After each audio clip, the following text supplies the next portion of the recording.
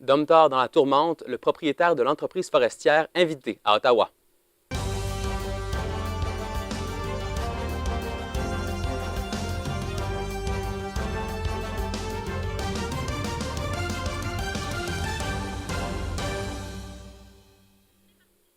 Bonsoir et bienvenue à ce web journal de la Pige en direct. Les députés bloquistes de la région, Mario Simard et Alexis Brunel-Duceppe, font bouger le dossier Domtar. Ils ont fait adopter une motion qui demande aux propriétaires de la compagnie forestière d'aller témoigner devant le comité permanent des ressources naturelles à la Chambre des communes à Ottawa. Félix-Antoine Surgeon, la motion a été appuyée par les conservateurs et les libéraux. Oui, exactement. C'est cette motion d'ailleurs qui demande au propriétaire de Domtar, Jackson Wiyaja, de se présenter à la Chambre des communes. Pourquoi? Eh bien, c'est qu'on lui demande de justifier ses intentions concernant l'entreprise qui détient d'ailleurs l'usine de papier ici à Kenogami. On sait depuis quelques semaines qu'il y a des rumeurs de fermeture concernant justement cette usine. Je vous en reparle dans quelques instants. Il y a une nuance toutefois à apporter. M. Wiyaja, étant donné qu'il est indonésien, n'est actuellement pas au pays et il n'est donc pas obligé en fait de venir témoigner. C'est plutôt une invitation. Par contre, on sait que dès qu'il va remettre les pieds au Canada, là, on va pouvoir en fait le convoquer officiellement. J'ai tenté de contacter les députés du Bloc québécois pour avoir leur réaction, mais étant donné qu'ils étaient à Ottawa, je n'ai pas réussi à leur parler. J'ai toutefois été en mesure de contacter le président du syndicat des travailleurs de l'usine de Kenogami, qui, lui, m'a indiqué ses attentes en vue de cette comparution de M. Wiyaja. Ben, nous, ce qu'on voudrait savoir, c'est quoi le plan? C'est quoi le plan d'investissement dans la région? C'est quoi qu'ils ont l'intention de faire? C'est tout ça qu'on veut savoir. Tu sais, nous, que le propriétaire soit indonésien, peu importe d'où ce qui vient, on veut des gens. Tu sais, ces personnes-là vont exploiter les ressources naturelles de la région, que ce soit les arbres en forêt, la foresterie, l'hydroélectricité pour fabriquer le produit. Eux ont de l'argent pour investir. Ben, nous, ce qu'on veut, c'est oui, venir exploiter les ressources naturelles, mais il faut avoir des emplois de qualité qui restent dans la région. Eh bien, Et Félix-Antoine, que reproche-t-on exactement à Domtar et à son propriétaire? en fait, c'est que Saguenay a appris récemment que les barrages hydroélectriques qui appartiennent à la compagnie avaient été transférés dans une société à numéro qui appartient à M. Wiyaja et on craint donc qu'il puisse utiliser cette électricité ailleurs que dans la région. Là, ils ont changé, ils ont pris les barrages hydroélectriques, puis ils ont changé le nom des barrages, ils ont mis une compagnie à numéro.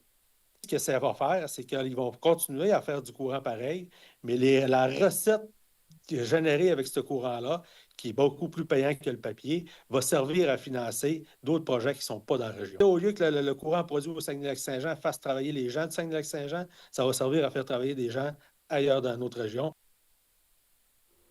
Merci Félix-Antoine.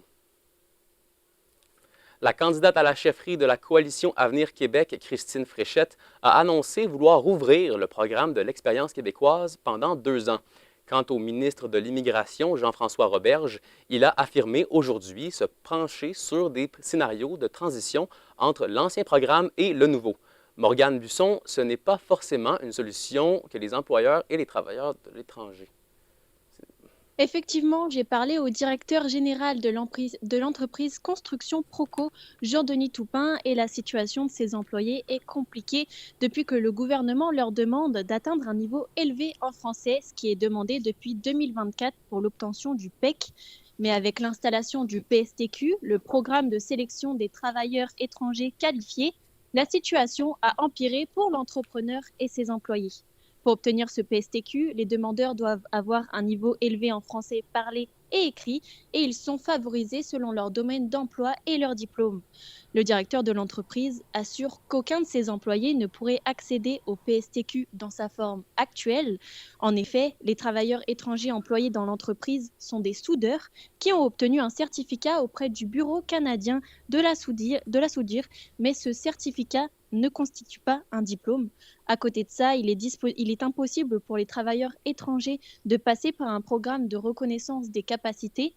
En effet, ils sont détenteurs d'un permis de travail et il est nécessaire d'avoir un permis d'études pour obtenir un diplôme. Jean-Denis Toupin dénonce une incohérence significative. C'est d'un ridicule qui est gênant parce que quand on parle de nos employés, on a un peu honte là, de la forme que le système, la forme du système puis la fonction du système. Et Morgane, les travailleurs de l'entreprise commencent à perdre espoir. En effet, 4 travailleurs sont déjà rentrés dans leur pays pour tenter de se reconstruire une vie après que leurs permis de travail ont été à date d'expiration. 4 autres sont partis en se sentant abandonnés par le pays qui les a fait venir sur le territoire. Sur les 54 travailleurs étrangers restants, 23 ne pourront même pas être renouvelés en avril. Nous, on tient à bout de bras cette ambiance-là en leur disant qu'on travaille à temps plein avec les ministres, les députés, les représentants locaux. Je suis allé à la Chambre des communes, à l'Assemblée nationale, en leur disant « Inquiétez-vous pas, on va trouver des solutions ». Et le temps passe, puis des décisions se prennent politiques qui vont à l'encontre de toutes les recommandations qui ont été faites. Merci, Mauriane. 2 jeunes d'âge mineur ont été arrêtés en lien avec l'agression armée qui est survenue hier à la polyvalente d'Arvida, selon les informations du service de police de Saguenay. Un d'entre eux a comparu aujourd'hui au palais de justice de Chicoutimi. Il est accusé de voie de fait armée, port d'armes dans un dessein dangereux et menace. Un élève a été blessé lors de l'altercation, oui, mais on ne craint pas pour sa vie. L'enquête se poursuit.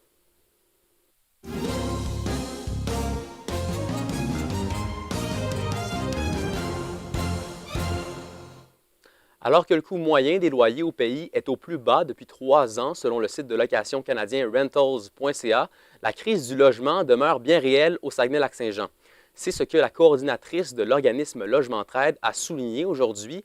En 1 an, les loyers ont augmenté de 90 $ en moyenne par mois dans la région, selon la Société canadienne d'habitation et de logement. Le taux d'inoccupation, lui, est même en baisse à 1,3 % à Saguenay, un des plus bas au Canada. Ces données démontrent que la région ne représente pas la réalité à la grandeur du pays, selon Sonia Côté. C'est le contraire. Nous, à Saguenay, c'est basé sur les chiffres de la SCHN. En 1 an, ça a augmenté de 10 %. Moi, que vous me disiez qu'il y a une baisse, une hausse, une neutralité, là, peu importe, là, la pauvreté, elle est là. Les locataires sont dans le besoin. Le village historique de Val-Jalbert espère pouvoir compter sur le soutien de Québec pour restaurer ses installations. En 2023, une équipe d'experts a évalué que la rénovation des bâtiments pourrait coûter 33 millions de dollars. Plusieurs normes patrimoniales doivent être respectées et causent une augmentation des prix de restauration. La direction du site est prête à payer 20 % du prix total des rénovations, mais elle aura absolument besoin d'aide pour financer le reste. C'est le gouvernement lui-même qui nous a permis d'avoir accès à une vingtaine d'experts qui sont venus nous dire, juste avec les revenus touristiques, vous n'y parviendrez pas. Donc, ça nous permet de dire, d'une part, vous nous obligez d'entretenir. On n'y parviendra pas avec les revenus touristiques seulement. Et d'une autre part, on est prêt, nous, au niveau où on s'est bien géré, on est prêt à faire face avec nos partenaires à notre part de 20 %. Des pêcheurs déjà inscrits à la pêche scientifique sur le fjord du Saguenay auront leur ultime chance de se procurer un flétan atlantique. Ce groupe privilégié a été tiré au sort ce midi et il a jusqu'à dimanche pour tenter l'exploit. Maxime Sauvageau, 32 pêcheurs ont été sélectionnés. Exactement, Zachary. Les 32 pêcheurs seront divisés en 4 petits groupes. La pêche durera de jeudi à dimanche et chaque groupe aura leur journée précise pour taquiner le poisson. Il reste seulement 8 flétans atlantiques à capturer avant d'atteindre le quota scientifique qui a été établi en 2022 et ce quota était de 100 flétans au départ. Et avant la saison 2026, il n'en restait plus que 35 à sortir de l'eau. Il y a eu une augmentation constante année après année. En 2022, les pêcheurs avaient sorti un poisson seulement, alors que l'année dernière, c'est 25 poissons qui ont été sortis de l'eau. Cette nette augmentation est marquée surtout par l'amélioration de la technique des pêcheurs selon Contact Nature. On peut justement l'écouter sur ce sujet. Le maximum qu'on a eu par les années passées, c'était 25, c'était l'an passé. Cette année, on est déjà à 27 en quelques semaines, donc les pêcheurs, visiblement, ont appris à comment mieux cibler le poisson. Il y a plus de glace et la population semble bien aller aussi, vu qu'il y en a autant. Et Maxime, ce sont 250 pêcheurs qui s'étaient inscrits à 11 h ce matin. Exactement. Il faut souligner également que ce tirage était réservé à ceux et celles qui étaient déjà inscrits à la pêche scientifique dans le fjord. Un pêcheur me décrivait justement la difficulté à se procurer un de ces poissons. On peut justement l'écouter. C'est pas un poisson qui m'intéresse vraiment. Je suis pas équipé non plus pour sortir ce type de poisson-là. Mais Ça prend plusieurs personnes. Oui, bien idéalement, oui. Là, c'est tellement gros que oui, ça prend plusieurs personnes pour sortir ça. Ouais. À noter qu'une personne ayant déjà pêché un flétan cette saison n'est pas admissible aux autres tirages à venir. Nous allons continuer de suivre les prochaines pêches dès demain. Merci, Maxime. Ça fait plaisir. Et bonne nouvelle pour les restaurateurs de la région, la formation délocalisée de gestion d'un établissement de restauration du Cégep de Jonquière s'offrira maintenant entièrement dans la région. Lyra Larouche peut nous en dire plus. Lyra, pourquoi avoir fait ce changement? En fait, depuis 2019, le programme de gestion d'un établissement de restauration est donné durant les 2 premières années à Jonquière, alors que la dernière année est à Montréal, dans les locaux de l'Institut du tourisme et de l'hôtellerie du Québec. Les étudiants doivent donc planifier un logement et les déplacements durant cette dernière année. Avec ce nouveau fonctionnement, ils peuvent rester dans la région durant 3 ans, ce qui est un avantage financier pour eux. La principale raison est le manque de main-d'œuvre en restauration dans la région. Le Cégep de Jonquière a donc signé une entente avec l'Institut du tourisme et de l'hôtellerie du Québec et le ministère de l'Enseignement supérieur. La coordonnatrice des médias du Cégep explique que c'est ce changement qui augmentera les inscriptions. Pour les jeunes qui avaient acquitté pour 2 sessions à Montréal, ben ça pouvait peut-être des fois ralentir un petit peu leur intérêt. Donc pour maintenir nos étudiants dans le programme, pour peut-être que ce soit encore plus facile pour eux d'envisager des études sur 3 ans, on pense que cette formule-là pourrait effectivement amener un petit peu plus d'étudiants. Et Lyra, ce déménagement aura donc des impacts positifs sur les restaurateurs de la région. C'est ce qu'on espère parce qu'il y a un besoin de main-d'œuvre dans le milieu de la restauration. Selon le propriétaire du restaurant 4 Chemins, cette formation est une bonne nouvelle pour les restaurateurs d'ici. Aujourd'hui, n'importe qui peut s'ouvrir un restaurant. Il pense qu'il connaît ça. Il pense que ça va bien aller, mais il n'est pas capable de compter un markup, il n'est pas capable de compter un profit, il n'est pas capable de compter le personnel, ce que ça coûte, tout ça. Puis des fois, ben ça fait des problèmes. Je pense que si on enseigne à nos jeunes à devenir des bons restaurateurs, ce serait très bon pour la région. Le programme offre donc 2 stages qui seront désormais réalisés dans la région ici. Donc, les étudiants ont quelques compétences en cuisine, mais surtout en gestion et en service. Donc, ils peuvent avoir un lien plus rapide avec les employeurs et ça favorise le recrutement. Donc, le programme sous sa nouvelle forme sera disponible dès la prochaine session d'automne. Merci, Lyra.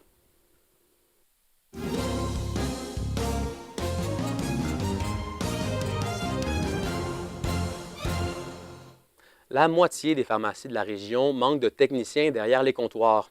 Le Collège d'Alma est la seule à offrir un programme en technique pharmaceutique dans la région. Selon l'établissement, les emplois dans le domaine ne sont pas connus et semblent peu attirants pour les jeunes qui sont inconscients des responsabilités du travail. Depuis plusieurs années, le rôle des pharmaciens a évolué et leurs tâches ont changé. C'est pour cette raison qu'ils réclament davantage de postes de techniciens. Que le rôle du pharmacien a beaucoup évolué avec les années. Donc, offre davantage de services directs aux patients. Donc, à ce moment-là, ils ont besoin de personnes, non pas seulement pour compter des pilules, mais pour gérer les stocks, gérer la main-d'œuvre, traiter directement avec le client, ce qu'offre un DEC en technique de pharmacie. Des policiers de la Sûreté du Québec accompagneront les élèves de 2 écoles primaires de la région dans différentes activités sportives d'ici la fin de l'année scolaire. Ce projet de parrainage est réalisé en partenariat avec le Grand Défi Pierre Lavoie. Christian Dallaire, l'objectif derrière cette initiative est de promouvoir l'effort physique chez les jeunes. Oui, en effet, Zachary, c'est la mission que s'est donnée la Sûreté du Québec. En fait, ce qui va se passer, c'est qu'au cours des prochaines semaines, des prochains mois, 2 équipes de 5 policiers de la Sûreté du Québec vont en quelque sorte s'incruster dans le quotidien des élèves de 2 écoles primaires de la région, à savoir l'école primaire Jolivent et Saint-André, 2 écoles tous 2 situées à Chambord, au Lac-Saint-Jean. En fait, ils vont accompagner les élèves dans plusieurs activités sportives, comme par exemple une marche en raquettes qui prendra place dans le village historique de Val-Jalbert le 25 février prochain, mais également une course à pied à laquelle les élèves participeront au mois de mai. L'équipe sera aussi présente dans plusieurs des cours d'éducation physique prévus cette année, d'ici la fin de l'année scolaire. Et comme vous l'avez dit, Zachary, l'objectif derrière cette initiative, c'est un petit peu de faire valoir l'activité sportive chez les jeunes, mais également de créer un certain sentiment de confiance et un espèce de lien entre les jeunes et les agents de police. Par la même occasion, on souhaite montrer aux plus jeunes comment employer des comportements sécuritaires lorsqu'ils pratiquent leurs activités sportives, par exemple en leur montrant des capsules vidéo sur la sécurité à vélo. Puis on a un contact qui est quand même privilégié, nous, avec les jeunes, dans le sens où on peut avoir, il y a un impact à la communication avec les policiers. Ce qu'on veut, nous aussi, c'est qu'il n'arrive pas à un premier contact avec les policiers, genre suite à une intervention en sécurité routière ou reçoivent un constat d'infraction. On veut commencer ça plus tôt, puis que ce soit positif, puis transformer ça en un impact qui va être bon pour leur santé, pour leurs saines habitudes de vie, puis même leur comportement dans la société en général. Et Christian, il y a un aspect de nouveauté cette année. En effet, bien que des écoles primaires soient souvent parrainées par des agents de police de la Sûreté du Québec qui participent au Grand Défi Pierre-Lavoie depuis maintenant près de 13 ans au Québec, cette fois-ci, c'est la première fois que 2 des 4 écoles qui seront parrainées se trouvent dans la région du Saguenay-Lac-Saint-Jean. Mais par contre, l'inspecteur Bolduc précise qu'ils font tout ce qui est possible pour que plusieurs écoles bénéficient de cet avantage. Merci, Christian.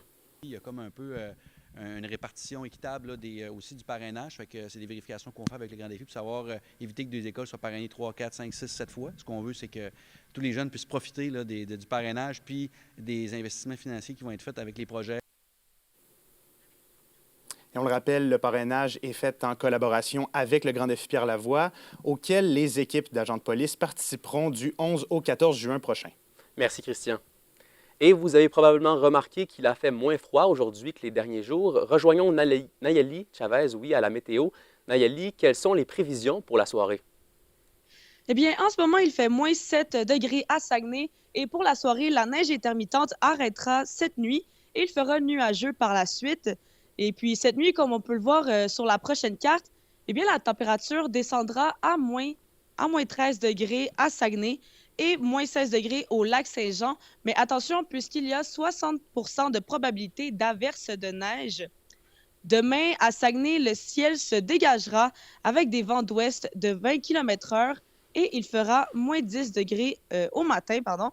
Et quant au lac, durant la journée, eh bien, la température commencera aussi à moins 10 degrés au matin. Le ciel se dégagera par la suite pour laisser une journée ensoleillée. Les refroidissements éoliens seront de moins 24 degrés au matin et moins 14 en après-midi. Donc, il faut bien se couvrir la tête et les extrémités. N'oubliez pas vos gants à la maison. Merci, Nayeli. En finissant, les jeunes Québécois sont 2 fois plus nombreux à s'informer régulièrement grâce à des influenceurs. 42 % des 18-34 ans prennent leurs informations de cette manière selon une enquête Net Tendance de l'Académie de transformation numérique de l'Université Laval. D'autre part, 30 % des internautes disent être exposés chaque jour à de fausses nouvelles. Merci d'avoir été avec nous. Continuez de nous suivre chaque semaine sur cette chaîne YouTube pour plus d'actualités du Saguenay. Au nom de toute l'équipe de la Pige en direct, à la prochaine.